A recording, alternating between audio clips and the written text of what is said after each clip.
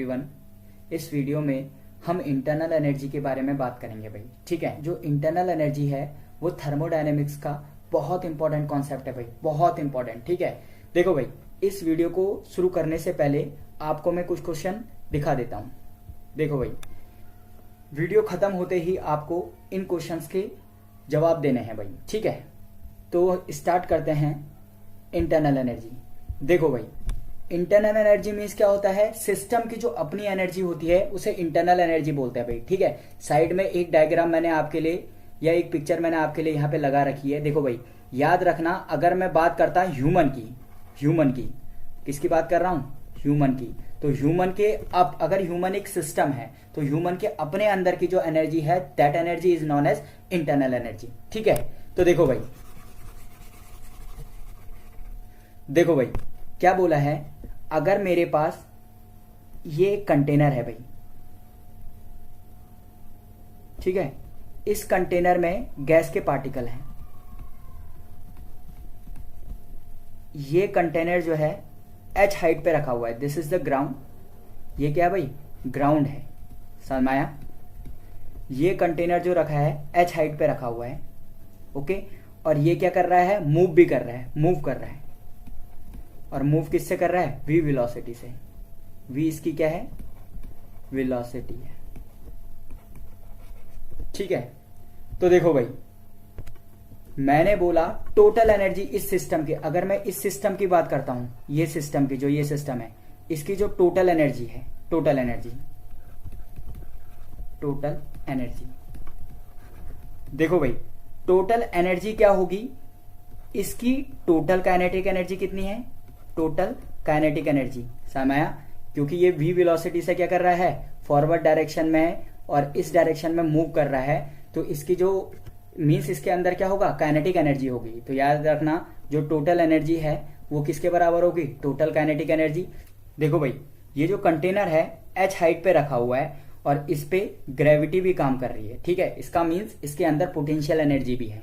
ठीक है, तो याद रखना, जो टोटल एनर्जी है वो क्या हो जाएगा, total kinetic energy plus total potential energy. और याद रखना, बहुत इंपॉर्टेंट चीज याद रखना, ये जो पूरा सिस्टम है इस सिस्टम की अपनी एनर्जी भी रहेगी, समझ आया। ये जो सिस्टम है उस सिस्टम की अपनी एनर्जी है, जिसको क्या बोलते हैं, इंटरनल एनर्जी, IE। तो याद रखना एक इंपॉर्टेंट टर्म और, इंटरनल एनर्जी,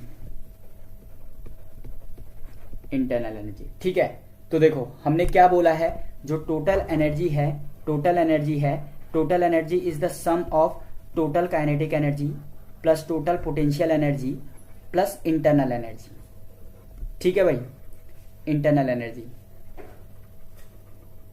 जो टोटल काइनेटिक एनर्जी है वो है हाफ mv², जो पोटेंशियल एनर्जी होती है वो होती है mgs। ठीक है, और देखो भाई, जो इंटरनल एनर्जी होती है वो क्या होती है, क्वांटम मैकेनिकल एनर्जी होती है, क्वांटम मैकेनिकल एनर्जी होती है। ठीक है,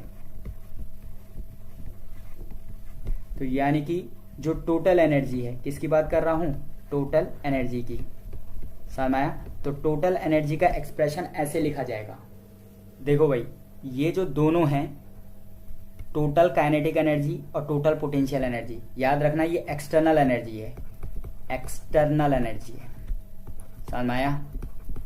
और याद रखना ये इंटरनल एनर्जी है, याद रखना ये जो एनर्जी है वो किसकी है, सिस्टम की है। ठीक है, देखो भाई, मैंने क्या किया, बॉक्स जो है उसको क्या कर दिया, रेस्ट में रख दिया भाई। तो रेस्ट में रखने से जो उसकी काइनेटिक एनर्जी है वो कितनी हो गई है, 0 हो गई है, समझ में आ रहा है। जो उसकी काइनेटिक एनर्जी है क्या हो गई है, 0। किस चीज के कारण, क्योंकि वो क्या है, रेस्ट में है, समझ में आया। और याद रखना, अगर इसमें कोई ग्रेविटी नहीं है, नो ग्रेविटी, मैंने बोल दिया नो ग्रेविटी, अगर कोई भी ग्रेविटी नहीं है, तो ग्रेविटी नहीं है का मीन्स क्या है, जी की वैल्यू क्या है, 0 है, समझ में आया। तो इट मीन्स जो पोटेंशियल एनर्जी भी है वो भी कितनी है, 0 है भाई, पोटेंशियल एनर्जी भी क्या है, 0 है। ठीक है, तो देखो जो टोटल एनर्जी है,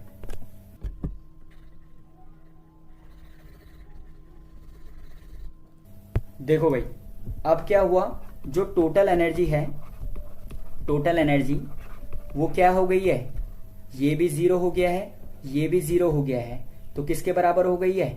इंटरनल एनर्जी के बराबर हो गई है, इंटरनल एनर्जी के बराबर हो गई है। ठीक है, इसके लिए कंडीशन क्या थी? इसके लिए कंडीशन क्या थी भाई? इसके लिए कंडीशन थी, याद रखना, जो सिस्टम है वो क्या है? रेस्ट में है, रेस्ट में है, और जो ग्रेविटी है वो कितनी है? 0 है। ग्रेविटी क्या है? 0। तो इसके कारण काइनेटिक एनर्जी 0 हुई और इसके कारण पोटेंशियल एनर्जी कितनी हुई? 0 हुई भाई। ठीक है, याद रखना इस टाइम पे जो टोटल एनर्जी है वो किसके बराबर हो गई है? टोटल एनर्जी इंटरनल एनर्जी के बराबर हो गई है। समझ आया? तो इंटरनल एनर्जी मीन्स क्या हो गया? इंटरनल एनर्जी का मतलब मुझे पता चल गया कि उसमें कोई भी एक्सटर्नल एनर्जी का टर्म नहीं है भाई। समझ आया? यानी कि सिस्टम के जो अपने अंदर की एनर्जी है, that energy is known as internal energy. ठीक हो गया? देखो भाई, मैंने आपको बोला था ये हमारे पास एक बॉक्स है, समझ में आया? इस बॉक्स के अंदर क्या है? गैस के पार्टिकल्स हैं। याद रखना मैंने बोला था ये क्या है? रेस्ट में है, रेस्ट में है, और क्या है? नो ग्रेविटी वाला सेंस इसमें है। समझ आया? तो क्या बोला था? जो टोटल एनर्जी है, टोटल एनर्जी, वो टोटल एनर्जी किसके बराबर हो गई भाई? इंटरनल एनर्जी के बराबर हो गई है। टोटल एनर्जी किसके बराबर हो गई है? इंटरनल एनर्जी के बराबर हो गई है। याद रखना ये इंटरनल एनर्जी भी 2 एनर्जी का फॉर्म है, 2 एनर्जी का फॉर्म है। समझ आया? कौन कौन सी 2 एनर्जी है वो मैं दिखा देता हूं। देखो भाई, ये जो गैस के पार्टिकल है, ठीक है, कंटेनर जो है वो रेस्ट में है, लेकिन जो ये गैस के पार्टिकल हैं वो तो आपस में मूव कर रहे हैं। समझ आया? और याद रखना मूवमेंट के कारण क्या आती है? काइनेटिक एनर्जी आती है। बट ये काइनेटिक एनर्जी इस टाइम पे एक्सटर्नल सोर्स से नहीं है, बॉक्स के अंदर ही है, सिस्टम के अंदर ही है। तो इसको क्या बोलेंगे? Internal kinetic energy. क्या बोलेंगे? Internal kinetic energy, internal kinetic energy. ठीक है भाई? देखो भाई, अगर मेरे पास क्या है? 2 गैस के पार्टिकल हैं, समझ आया? तो याद रखना इन 2 गैस के पार्टिकल्स के बीच में कोई ना कोई रिलेशनशिप जरूर होगा। Relationship means van der Waals force of attraction होगा। क्या होगा? Van der Waals force of attraction, van der Waals force of attraction, force of attraction. ठीक है? तो याद रखें, याद रखना भाई, अगर वंडरवॉल फोर्स ऑफ अट्रैक्शन है तो ये पार्टिकल एक दूसरे को क्या करेंगे? अट्रैक्ट करेंगे, और अट्रैक्ट करने के बाद एक दूसरे के साथ क्या आएंगे? थोड़ा रेस्ट पोजीशन में आना स्टार्ट करेंगे। तो it means potential energy generate होगी। लेकिन ये पोटेंशियल एनर्जी सिस्टम से हो रही है, सिस्टम के अंदर हो रही है, तो इसको क्या बोलेंगे? Internal potential energy. समझ में आ रहा भाई? तो याद रखना जो ये इंटरनल एनर्जी है वो क्या होती है? पार्टिकल के मूवमेंट के कारण इंटरनल काइनेटिक एनर्जी जनरेट करती है। और याद रखना उन दोनों के बीच में वंडरवॉल फोर्स ऑफ अट्रैक्शन होता है, जिसके कारण क्या जनरेट होता है? इंटरनल पोटेंशियल एनर्जी जनरेट होती है भाई।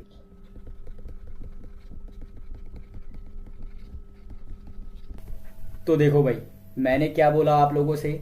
जो इंटरनल एनर्जी है, जो इंटरनल एनर्जी है, इसकी अगर मैं डेफिनेशन दूं, अगर मैं बात करूं इंटरनल एनर्जी की, इंटरनल एनर्जी, तो याद रखना internal energy is always equal to the sum of internal kinetic energy, internal kinetic energy plus internal potential energy, internal potential energy.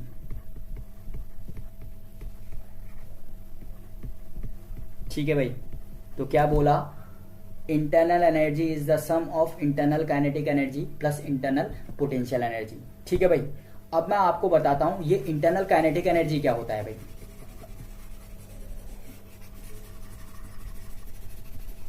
तो देखो, इंटरनल काइनेटिक एनर्जी में डिफरेंट टाइप के motions आते हैं, डिफरेंट टाइप के मोशन आते हैं भाई। ठीक है? तो जो पहला मोशन होता है उसको बोलते हैं ट्रांसलेशन मोशन, ट्रांसलेशन मोशन। दूसरा जो होता है वो आता है मॉलिक्यूल के रोटेशन के कारण, रोटेशनल मोशन। और थर्ड होता है वाइब्रेशन। क्या होता है भाई? वाइब्रेशन।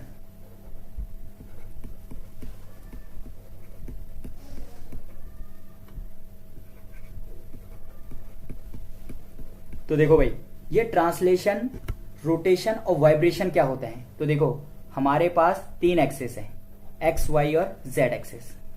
अगर मैं इसे z बोलूं, इसको x बोलूं और इसको y बोलूं, तो देखो अगर पार्टिकल डायरेक्ट, याद रखना, z एक्सिस के अलावा मूव करेगा, अगर पार्टिकल डायरेक्ट z एक्सिस के अलावा मूव करेगा या x एक्सिस के अलावा मूव करेगा या y एक्सिस के अलावा मूव करेगा, तो इट मीन्स वो ट्रांसलेशन मोशन दे रहा है। ठीक है, देखो भाई, अगर पार्टिकल रोटेट करेगा, क्या करेगा, रोटेट करेगा, समय या तो x के अराउंड या तो y के अराउंड या तो z के अराउंड, तो याद रखना उससे रोटेशनल मोशन क्रिएट होगा। और जो थर्ड टाइप से जो मोशन है वो है वाइब्रेशनल मोशन। मीन्स पार्टिकल जो है अपनी मेन पोजीशन से ऊपर नीचे क्या कर रहा है, फ्लक्चुएट कर रहा है भाई। ठीक है, याद रखना वाइब्रेशंस जो होते हैं वो रूम टेम्परेचर पे नहीं होते हैं। समय देखो भाई, जो वाइब्रेशंस होते हैं वो हमेशा क्या होते हैं, not allowed at room temperature, ठीक है भाई, जो वाइब्रेशंस होंगे वो कभी भी रूम टेम्परेचर पे अलाउड नहीं होंगे। ठीक है, तो याद रखना। और ये जो इंटरनल पोटेंशियल एनर्जी है ये मैंने आपको बता रखा है किसके कारण आता है, वांडर वाल फोर्स ऑफ अट्रैक्शन के कारण, वांडर वाल फोर्स ऑफ अट्रैक्शन के कारण, समझ में आया।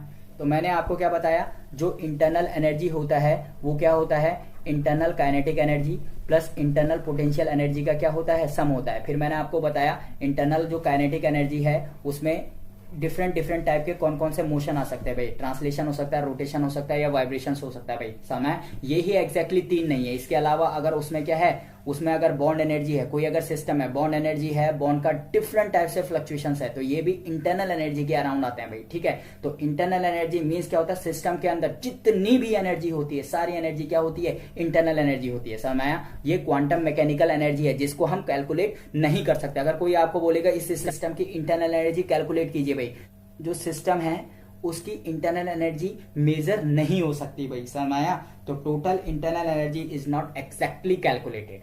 समझ आया, तो देखो रिमार्क करके एक चीज लिखो, भाई, रिमार्क।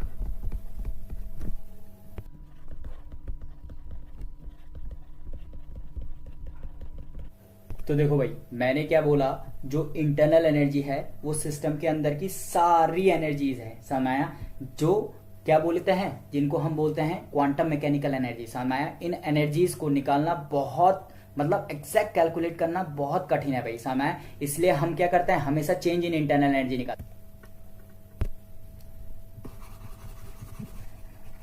तो देखो भाई, मेरे पास एक सिस्टम है ए और दूसरा सिस्टम है बी। समझ आया भाई, तो इसकी इंटरनल एनर्जी जो है वो है यू ए और इसकी इंटरनल एनर्जी क्या है, यू बी। तो याद रखना मैं हमेशा किसकी बात करूंगा, चेंज इन इंटरनल एनर्जी, जो क्या हो जाएगा, internal energy of final state minus internal energy of initial state. ठीक है, तो this is change in internal energy. तो मैंने आपको एक रिमार्क लिखा दिया कि हम किसी भी सिस्टम की exact value of internal energy calculate नहीं कर सकते हैं। समझ आया, तो हम हमेशा किस चीज की बात करते हैं, चेंज इन इंटरनल एनर्जी की बात करते हैं। समझ आया भाई, ठीक है। देखो भाई, अब हम बात करेंगे important facts of internal energy,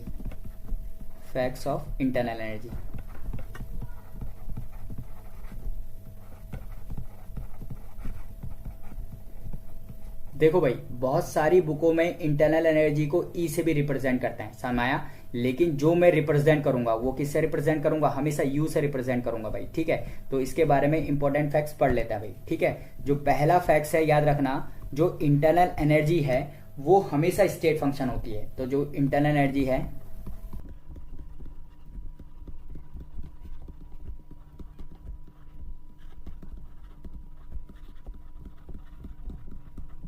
देखो भाई, जो इंटरनल एनर्जी होता है वो हमेशा क्या होता है, स्टेट फंक्शन होता है भाई। ठीक है, अगर आपको स्टेट फंक्शन के बारे में पता नहीं है तो मैं आपके लिए स्टेट फंक्शन और पाथ फंक्शन का जो मेरा प्रीवियस वीडियो है वो डिस्क्रिप्शन बॉक्स में डाल दूंगा भाई। ठीक है भाई, दूसरा जो है इंटरनल एनर्जी क्या होती है, एक्सटेंसिव प्रॉपर्टी होती है। क्या होती है भाई, एक्सटेंसिव प्रॉपर्टी होती है। ठीक है भाई, याद रखना कोई भी आइसोलेटेड सिस्टम है, तो आइसोलेटेड सिस्टम में जो इंटरनल एनर्जी चेंज होता है वो क्या होता है, 0। याद रखना, अगर मेरे पास कोई आइसोथर्मल प्रोसेस है, तो आइसोथर्मल प्रोसेस के लिए याद रखना चेंज इन इंटरनल एनर्जी हमेशा कितना होता है भाई, 0 होता है। और पांचवी बात जो बहुत इंपॉर्टेंट है, अगर कोई साइक्लिक प्रोसेस है, साइक्लिक प्रोसेस, तो साइक्लिक प्रोसेस के लिए चेंज इन इंटरनल एनर्जी किसके बराबर होगा भाई, 0 के बराबर होगा। समझ में आया भाई। तो ये फैक्ट्स हमेशा याद रखना। इंटरनल एनर्जी क्या होता है, स्टेट फंक्शन होता है, एक्सटेंसिव प्रॉपर्टी होती है आइसोलेटेड सिस्टम के लिए, आइसोथर्मल प्रोसेस के लिए और साइक्लिक प्रोसेस के लिए। चेंज इन इंटरनल एनर्जी जो होता है, change in internal energy DU की वैल्यू किसके बराबर होती है भाई, 0 के बराबर होती है। ठीक है, तो ये एग्जैक्टली हमने पढ़ा इंटरनल एनर्जी। तो वन शॉट अगर मैं इंटरनल एनर्जी बात करना चाहूंगा तो internal energy means total energy of the system, मतलब सिस्टम की जो अपनी एनर्जी है उसको क्या बोलते हैं, इंटरनल एनर्जी बोलते हैं, जो किस चीज से मिलकर के बनी होती है, internal kinetic energy plus internal potential energy. Internal kinetic energy में भी बहुत टाइप से एनर्जीज है जिनको हम कैलकुलेट नहीं कर सकते, बहुत टाइप से क्वांटम मैकेनिकल एनर्जीज है जिनको हम कैलकुलेट नहीं कर सकते। इसलिए मैं बोलता हूं कि इंटरनल एनर्जी किसी सिस्टम की एग्जैक्टली मेजर नहीं होती है, हमेशा किसकी बात करते हैं, चेंज इन इंटरनल एनर्जी की बात करते हैं भाई। अब आते हैं क्वेश्चंस पे और पहला क्वेश्चन देख लेते हैं भाई। तो पहला क्वेश्चन क्या है, internal energy for an isolated system. अभी मैंने आपको बताया कि अगर आइसोलेटेड सिस्टम है तो उसकी इंटरनल एनर्जी किसके बराबर होती है, 0 के बराबर होती है भाई। ठीक है, अगला क्वेश्चन काफी इंपॉर्टेंट है भाई, एडवांस लाइक क्वेश्चन है ये, समाया चॉकलेट प्रॉब्लम की तरह आपके लिए भाई। देखो उसने क्या पूछ रखा है, in which process the change in internal energy U will be 0। समाया याद रखना, आपको लग रहा है ये MCQ नहीं है, ये MSQ टाइप क्वेश्चन है भाई। MSQ टाइप है जिसमें बहुत सारे ऑप्शन हो सकते हैं, मीन्स जिसमें एक से ज्यादा ऑप्शन हो सकते हैं भाई। ठीक है, तो पहला जो प्रोसेस है मैंने क्या बोला था, internal energy of a cyclic process, A से स्टार्ट हो रहा है, B पे जा रहा है, C पे जा रहा है, D पे जा रहा है और फिर A पे आ जा रहा है। तो एक साइक्लिक प्रोसेस है, साइक्लिक प्रोसेस के लिए change in internal energy U की वैल्यू क्या होती है, 0 होती है। समझ आया। तो हमें किसकी बात करनी है, हमें बात करनी है चेंज इन इंटरनल एनर्जी। तो एक साइक्लिक प्रोसेस के लिए चेंज इन इंटरनल एनर्जी क्या होती है, 0 होती है। देखो भाई, अगर मैं दूसरे की बात करता हूं तो दूसरे में स्टेट A है और B है, समय ये कोई साइक्लिक प्रोसेस नहीं है। अगर मैं तीसरे की बात करता हूं तो इसमें भी 2 स्टेट है भाई, तो फर्स्ट स्टेट और सेकंड स्टेट, ये भी याद रखना साइक्लिक प्रोसेस नहीं है। तो आप क्या करोगे, पहले वाले के लगा करके क्या कर दोगे, बोल दोगे भाई हमने बिल्कुल सही कर दिया है। लेकिन याद रखना दूसरे को समझो भाई, दूसरे को समझो। याद रखना पहला जो A है, A के लिए PV निकालो, PV तो क्या आया, ये आगे वाली जो वैल्यू है ये वाला x एक्सेस होता है और पीछे वाली जो वैल्यू है ये क्या होती है, y एक्सेस। तो यानी कि जो पहला वाला है वो वॉल्यूम है, दूसरा वाला क्या है, प्रेशर है। तो याद रखना प्रेशर भी हो गया 2 और वॉल्यूम भी हो गया 2, तो 2 2 से कितना हो गया 4। याद रखना अगर B स्टेट के लिए निकालोगे, B के लिए, तो याद रखना इसमें वॉल्यूम है 4 क्या है वॉल्यूम और 1 क्या है प्रेशर।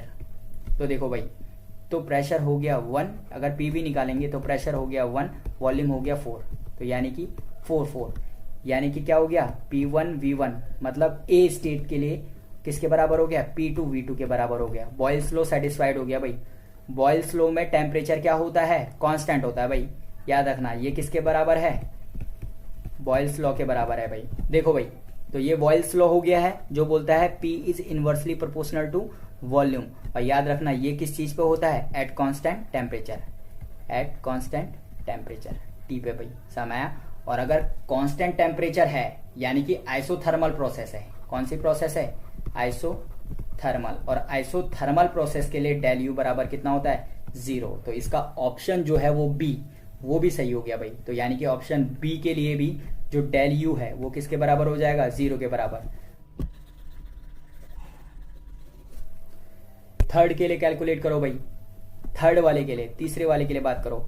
अगर स्टेट A की बात करता हूं तो बताओ भाई P1 V1 किसके बराबर होता है। तो याद रखना पहला वाला जो है वो क्या है, वॉल्यूम V1 और दूसरा वाला जो है वो क्या है, प्रेशर P1। तो याद रखना 2 इंटू कितना हो जाएगा 1, तो कितना आएगा 2 1 2। ठीक है, अगर B स्टेट की बात कर रहा हूं तो याद रखना ये कितना हो जाएगा, P2 V2 is equals to कितना हो जाएगा। देखो भाई ये वाला जो हो जाएगा ये है V2 और ये वाला क्या है P2। याद रखना ये जो है ये P और V के बीच में ग्राफ है भाई, सारे ग्राफ P और V के बीच में ही है भाई। ठीक है, तो ये कितना हो जाएगा, P2 की जगह आ जाएगा 1 और V2 की जगह आएगा 3, तो यानी कि 3 हो गया।